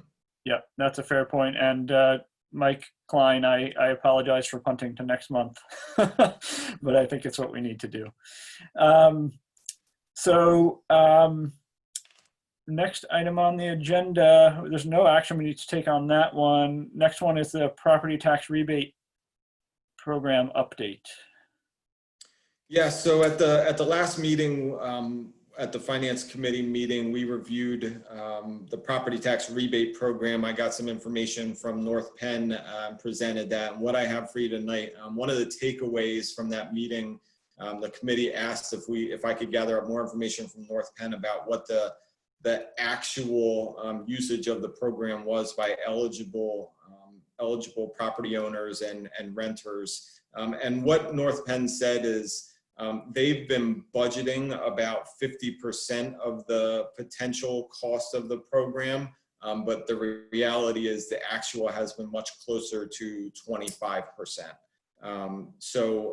They did say, obviously it's unknown, with the current financial crisis, may more people take advantage of that? It's possible, but they've historically the last 2 years seen about 25%, and they budget at 50. So if we went with the 40% rebate as an example, if the board approved this, we would need to budget for about $37,000 of expense to implement this program. All right, any comments or questions on that item? To clarify, Andy, we thought we needed to make a decision on this really this month in order to fully implement by July, assuming that that's still the date when people need to pay their taxes. Is that still the case? I don't think so. I mean, I think because this program can actually be the way, if you looked at the resolution, I did include a draft resolution and the forms that they use in North Penn. They allow eligible property owners to submit for rebates throughout the entire year. So I think ideally we would want to approve it now so we could get a letter in with the tax bill. But I don't know under the circumstances if we need another month to make this decision that would be a huge issue. That's right. It was driven by getting a letter into the tax bill. Yep. Jen, I see you have your hand up. Yes. Can we cap it at all? Like just set aside a certain amount of funds and say, this is what the amount we have for this program? I don't see how we could cap it to like the first 30 people that submit it. So I think that would be really hard to manage. I think if you want to cap it, then, you know, I think the factors that are available to change would be how much of a rebate do we want to give in order to manage the cost. So if we think 74,000 as a maximum or 37,000 is too much, then we could reduce the percentage rebate to drive that number down, and then increase it in the future if need to, or decrease it in the future. Stan? Yeah, hey, Andy, how many school districts in Montgomery County have this program in place? I'm only aware of one, North Penn. I know, I remember hearing that others have been considering it. I'm also only aware of that one, though. Yes, in our meetings, our regular meetings with superintendents, there are 2 or 3 others that are exploring this. I would say that we're further ahead in our exploration than some of those other districts, but it's just North Penn. Any other comments or questions? Both of you still have your hand up. Jen, did you have something else? No? So I personally have mixed feelings about the idea. I think giving a little bit of help to the people who most need it is for really a relatively low cost seems like a good idea. On the other hand, we're basically duplicating exactly what the state is doing. We're basically saying the state's not doing enough, we're going to do more. And normally when we think the state isn't doing enough, our approach is to petition the legislature to do something different or more. And that, you know, in the past, some of us have recommended to our legislature that they consider ideas like beefing up that program, expanding the eligibility, or expanding the amount that they provide. That's, to my knowledge, never gotten any traction in the state legislature.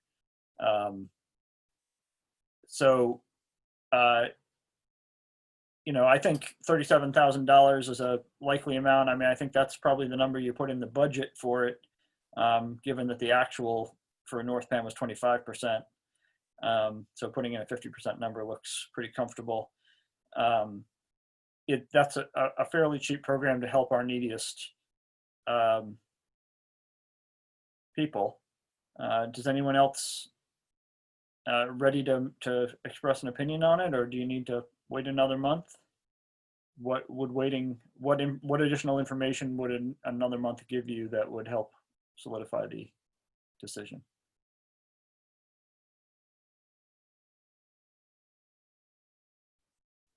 Jeff.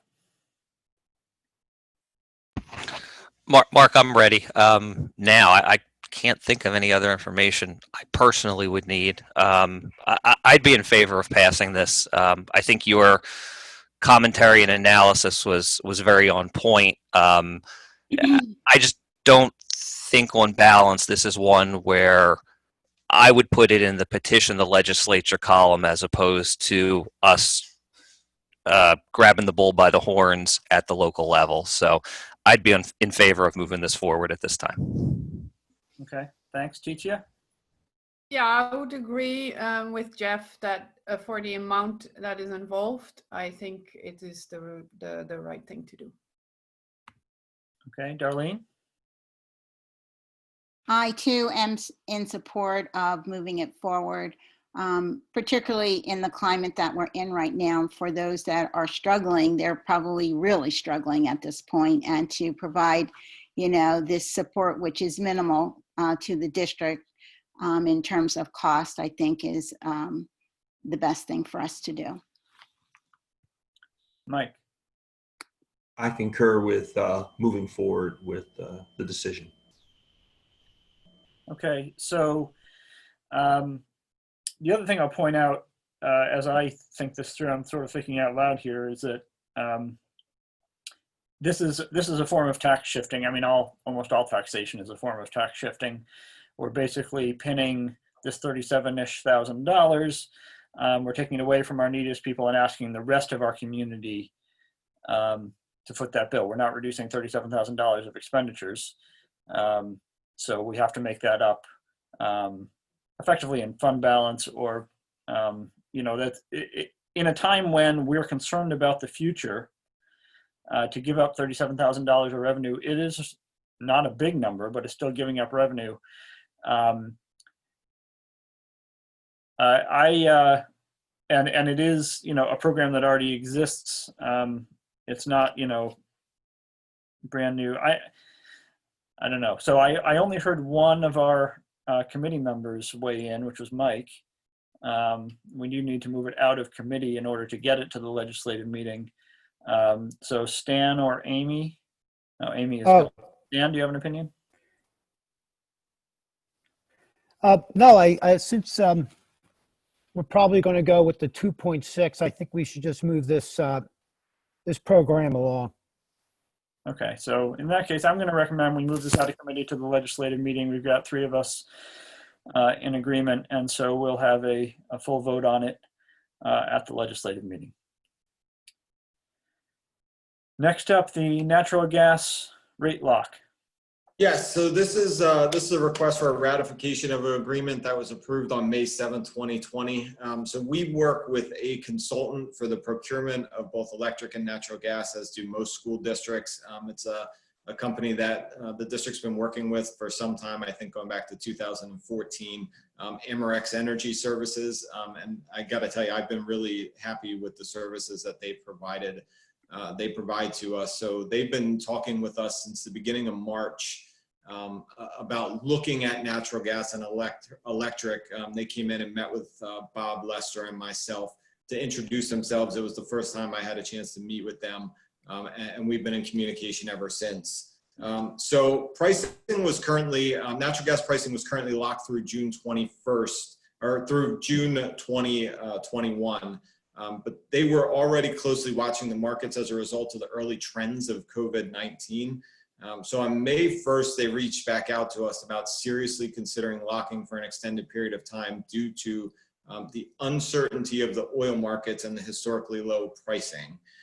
So natural gas, and I've learned quite a bit about natural gas in the last couple of weeks, but natural gas is essentially a byproduct of oil production.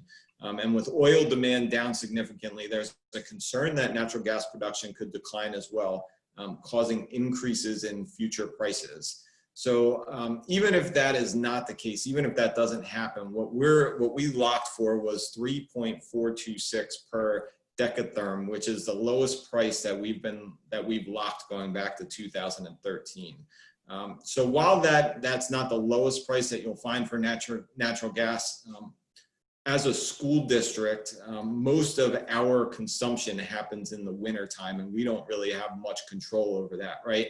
We have students and staff in buildings, and it's cold, and we need to heat the building. So natural gas tends to be more expensive during those months, but it's the lowest we've ever locked at.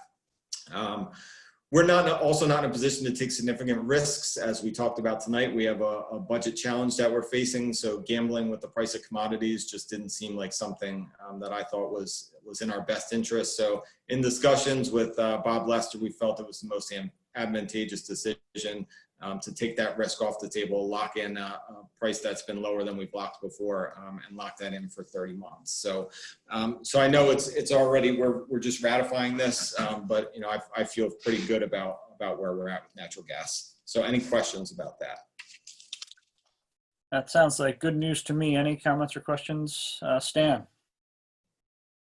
Yes, Andy, is there any fee involved with locking it in there for the next for the next couple of years? I mean, there's no fee for locking in. That's typically what you would do with commodities. So we pay Amorex a fee for their services, but there's no fee to lock for, there's no more fee to lock for 30 months than there would be for 12. So we're just paying for their services. Yeah, the reason why I'm saying that, for me to get propane, I can lock it in at a certain rate, and it costs me like $125 annually. So that was the reason why I asked that question. Thank you. Any other comments or questions? All right, anyone not okay with moving that forward to the legislative meeting? Okay, so we'll move that one forward. Last up, approving the contract with Sweet Stevens. Yep, and this is just an annual agreement that we have with our solicitor, Sweet Stevens, Katz & Williams. They do our special ed our special ed legal work for us. So this is just an update of their rates, which are unchanged from the current year. Last year, we made the change from Whistler Pearlstein to Sweet Stevens for special ed counsel, and we said we would evaluate and reevaluate services throughout the year. We've been exceedingly pleased with the counsel that we've received from Sweet Stevens, namely Tom Warner, and we're able to rectify some of the issues that we've had in the past. So we would be very appreciative for the board to move this forward. All right, comments or questions? All right, anyone on the committee not okay with moving that forward? All right, we'll move that one forward. And we are up to community input. So the way this works is if you are a member of the community and you're listening in and you would like to speak, please raise your hand and I will call on you in turn, and our usual 4-minute time limit applies. And if when you start speaking, please introduce yourself and tell us where in the community you are from.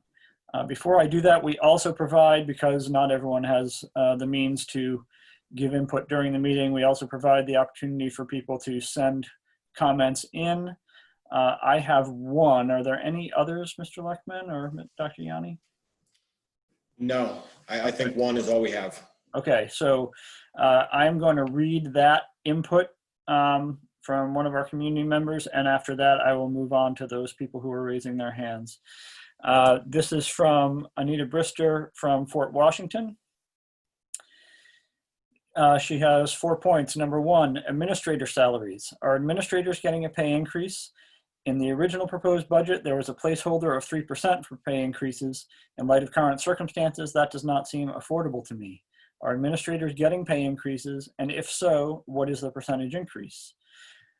I'm asking about both those in the Act 93 group and those not in the Act 93 group. Number 2, spring extracurricular salaries. I'm very disturbed by the taxpayers having to pay salaries for spring extracurricular activities. In April, the board voted unanimously to pay $145,800 in salaries for sports, theater, etc. These are activities that cannot happen at all. There was no discussion or comment from any board member. I understand that the state legislature mandated that teachers be paid normally, as if there were no pandemic and a lockdown, which is creating huge unemployment. In my opinion, the teachers receiving this additional salary for activities that are not happening should do a voluntary give back of the $145,800. Number 3, staffing for next year. I see that we have 10 retirements and an overall reduction of 13 staff. I'm very glad to see a savings of $1.4 million in total compensation. Could Dr. Yanni provide more information on the staffing changes for next year? Is this a mix of both teaching staff and administrative staff? Number 4, the tax increase. Just a comment, not a question. A 2.6% increase in the middle of a pandemic is a hardship for many taxpayers. Please remember that Upper Dublin has had the highest 10-year tax increase of all 60 suburban districts 2 years in a row. Please try to find enough savings to reduce the tax increase so it is below 2%. Thank you to Dr. Yanni and Mr. Lechman, who I'm sure have spent countless hours finding considerable savings since next year's budget was first proposed. All right, thank you, Mrs. Brister. And let's move on. Next up, Mrs. Kuznets. You should be able to speak. Okay, thank you. I'm surprised I haven't heard anyone on the board bring this up given our financial situation and looking at the slides that our biggest expenditure is teacher salary. And then Anita kind of brought some of it up today about, you know, the spring extracurricular activities. So I guess my question is, have the teachers union been approached for some sort of give back or raise or freeze and step or something to help us with this financial situation? And I specifically want to know if a yes or no, if they've been approached with some of these options. And then one of the things Anita also brought up is it also seems weird to me, the lack of discussion about certain things. It just feels like things have been discussed behind the scenes, and then everyone's just kind of listening to the presentation. So, you know, I just think it's a little bit concerning, especially when we talk about, you know, having 10 staff retire and we're only replacing 3 of them. I just thought that would have at least elicited questions as to who are we replacing and who are we not replacing, and if we're not replacing them, why are we not replacing them? I just find it a little bit unnerving.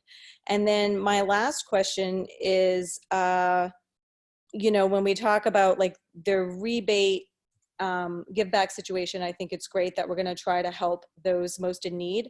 I know that the township has also a one-time kind of fund for residents who struggle, and I didn't know if maybe the district, if this give back or this tax break or whatever we want to call it, the rebate program doesn't necessarily work out or it's too expensive, maybe we could move to something of that nature where there's X amount of dollars per person, you know, if they apply for help or something like that.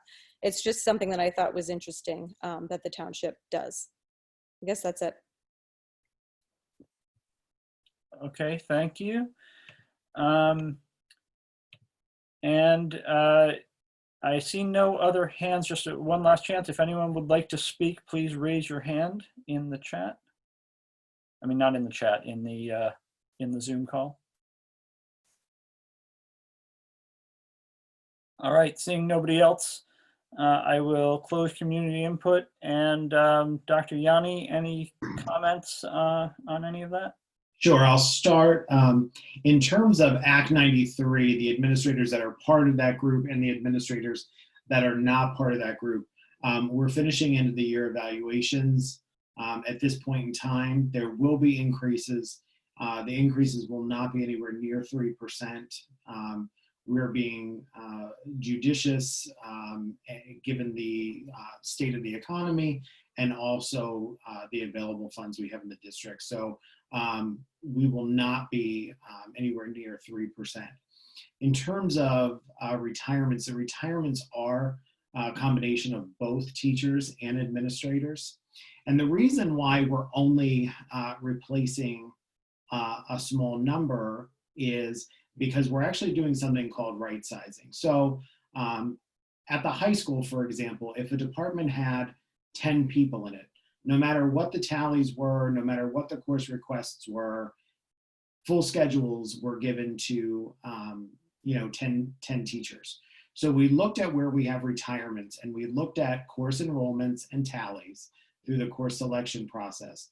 And we said, do we actually need all of those folks, or can we either reroute that position somewhere else or reroute some of those funds somewhere else? So in the communication that I sent out earlier this week, despite not replacing some of our retirees, we are not seeing increased class sizes. So K1-2s 22, 3-4-5 24. I can tell you the look at class sizes at elementary, we're not touching those numbers yet. And we've kept a buffer in to account for new enrollments over the summer. Same thing 6 through 12. We have not scheduled any class even close to the class size max so that we can have that buffer as we receive more enrollment over the summer. There'll be 2 fewer administrative positions next year. The teaching positions, we had a science teacher retire, an English teacher retire, and a few other retirements. But again, we looked at making sure that our staffing matches our enrollment and our student needs to make sure that we are, number one, staffing appropriately, but also being as appropriate as we can with school district finances. So at this point, I'm very comfortable with the staffing level where we'll be for next year. Of course, it may change a little bit. Kindergarten numbers are lagging a little bit. I'm sure as we move in through the next month that those will pick up as well. In terms of the extracurricular pay, as one of our community members noted, that was a result of legislation. When the legislation was signed, giving or directing and requiring school districts to pay all school employees as they normally would be, I don't believe that the legislature really understood that that meant when the word all was put in, that all really meant all. So not just administrators, teachers, support staff, but even all the extracurriculars. So we'll be discussing what that looks like in the fall with our associations. Mr. Sirota, did I miss any? The only thing I wanted to add to that, there were comments from each about a lack of questions from the board on a couple of those things, specifically around staffing and that sort of thing. And I just want to remind everyone that yes, staffing issues, personnel issues are handled in executive session. So the board has discussed and asked questions of the administration during executive sessions, but those meetings are naturally not public because they're discussing personnel. And I would just like to say along the lines of class size and programs for kids, you know, I'm very sensitive to the class size issue, especially as a former elementary teacher and primary teacher. So one thing that folks can be assured of as we look to next year, that we are keeping a very close eye on class sizes so that we maintain good class sizes so our kids can get not only good core instruction, but intervention services and enrichment services that they need. I'll also just take this opportunity to echo one of the comments. It's already been said by Ms. Franczek earlier, but thank you very much to Dr. Yanni and Mr. Leckman and everyone else who is involved in finding considerable savings from the preliminary budget back in January. So on the expense side, we've done very well this year. It's a shame that the revenue side is looking a little uglier than anticipated, but we will make the best of it. All right, any final comments? There was one more point that we didn't address, the question about givebacks from the associations. And what I'll say is there has been ongoing collaboration with UDEA and UDESPA about what staffing looks like for next year and a myriad of those issues. Okay, thanks. Stan, you've got your hand up. Yeah, I just want to add, this right sizing discussions have been going on for months. And believe me, this wasn't the final outcome. I mean, there's different scenarios that we went over. It's just that this seems like the most reasonable one that came out of all those discussions. All right, any final comments from the committee, from the rest of the board, from the administration? Titia? Yeah, I just want to reiterate what Amy said earlier, that the clarity of the presentation and the information that's available to the board on this has been very, very helpful and much appreciated. Okay, thank you. Anybody else? All right, our next Finance Committee meeting will be Wednesday, June 17th at 6 p.m. right here on Zoom, I presume. And we are adjourned. Thank you very much. Thank you. Good night, everybody. Night. Bye.